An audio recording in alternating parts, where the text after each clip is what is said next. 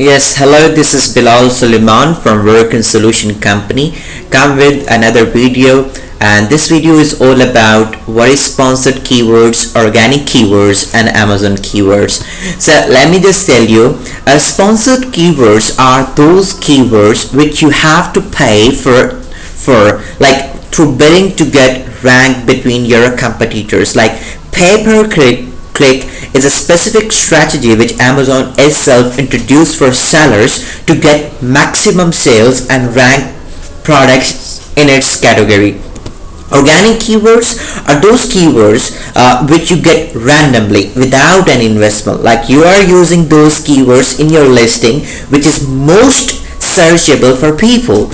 And Amazon keywords, like Amazon itself recommended you to use those keywords. This is my Facebook, e-commerce by Worknsolution. Please like and follow. And this is my YouTube channel, e-commerce by Worknsolution. It is totally based on Amazon. Please like, follow and subscribe. Thank you so much.